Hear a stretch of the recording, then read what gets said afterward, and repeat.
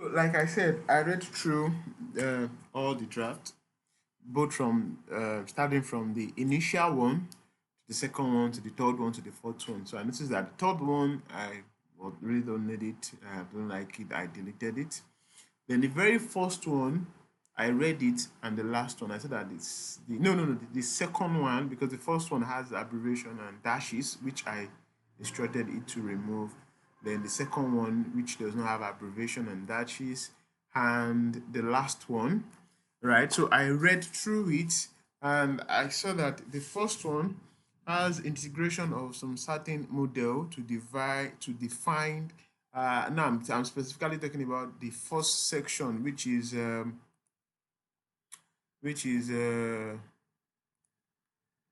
this section, concept of this particular section, concept of digital customer experience. So I was reading through this section also. Okay, not this one, this one, and this one and this other one is quite the same thing. So this particular one, this is the okay. So I was reading through this, so I noticed that a bit different, there. So this particular one, talked about digital customer experience, and by using different model by at least different authors, but it emphasized more on two authors, which is this guy. Look at to resolve the historical fragment and conceptual ambiguity surrounding customer experience, because customer experience is so dynamic. So to some person it may be different thing, to another person it may be different thing.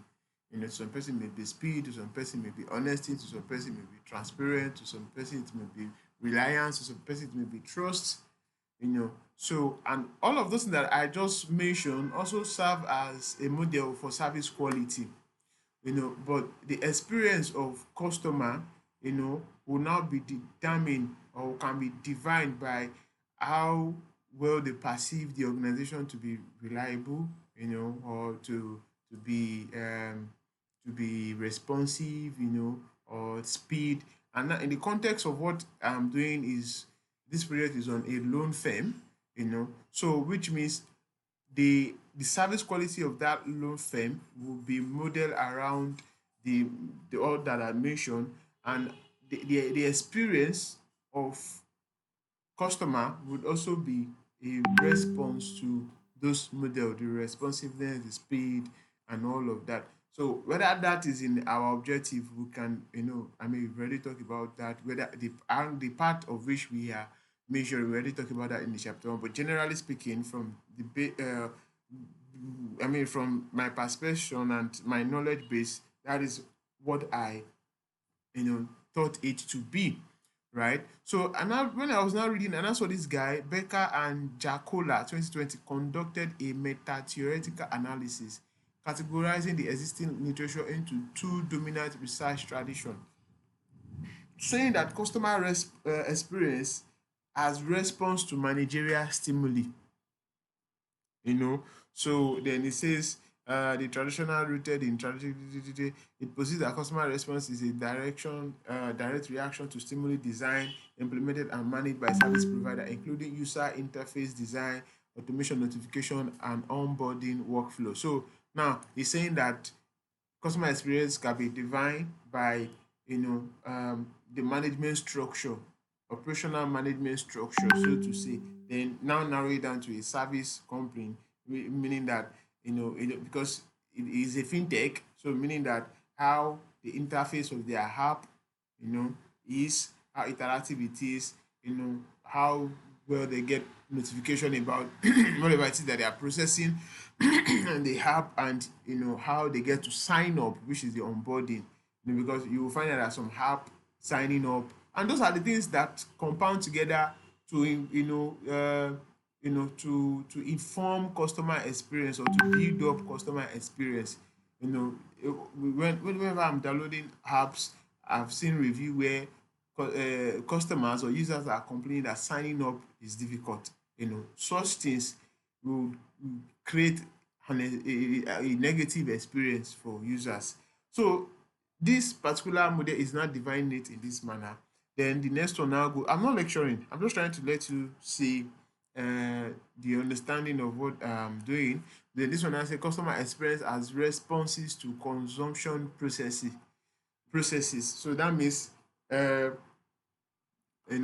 it says this tradition grounded in cultural theory view customer experience as organic phenomena embedded in customer broader life world, daily routine, and socio-cultural context. Here, the experience is created and highly subjective, existing independently of direct firm interaction.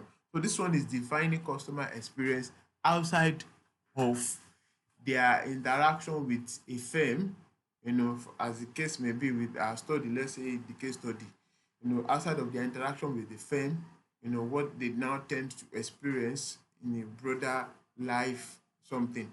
So it's a bit deviating from the actual topic, but it's still a concept because the topic is talking about the concept of digital customer experience. So it's still a concept under it. So the passes can briefly talk about it, and I can choose not to talk about it. But I read through it and I'm like, this sound okay. Should I have it in what is it called?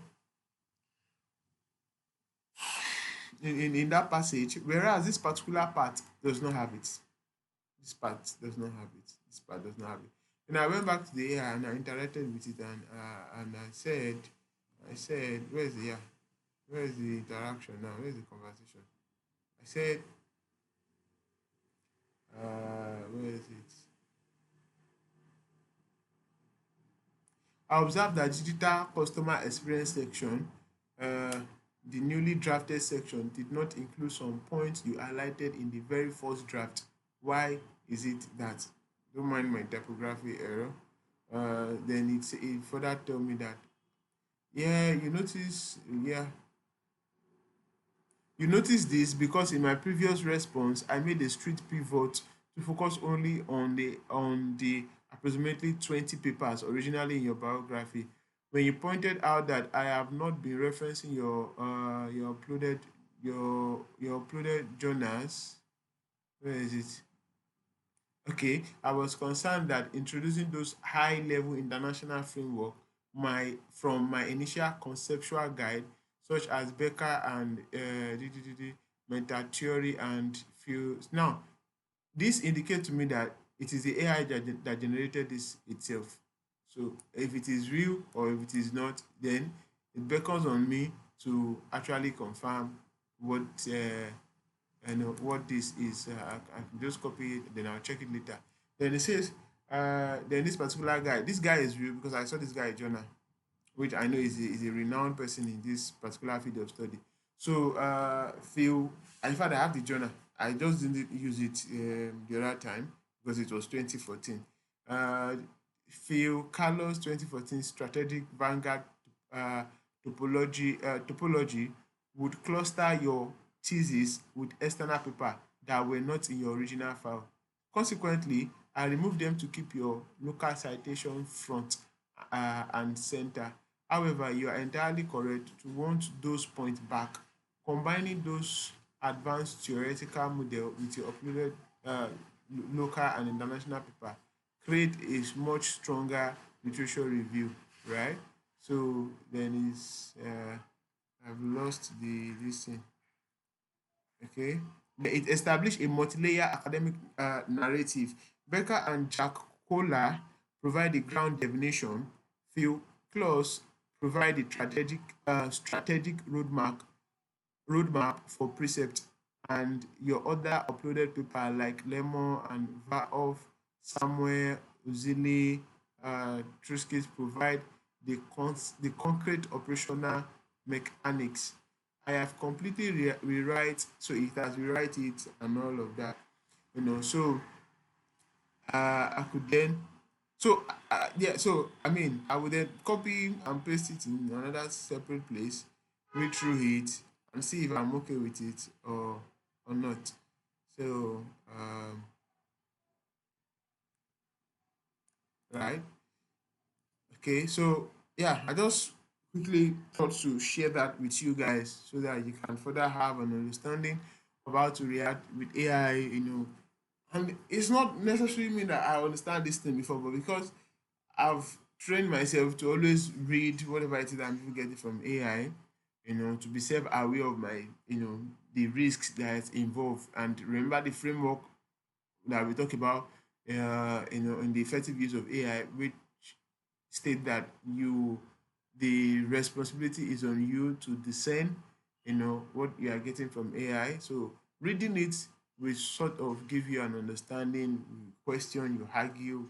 You can't just be 100% cool with whatever you are getting from AI, because so you can see, Gemini is an AI and can make mistakes. All AI can make mistakes. So um, so that's where your ability now comes in to see that you're having something so robotic and so nice at the end of the day. So see you in the next video.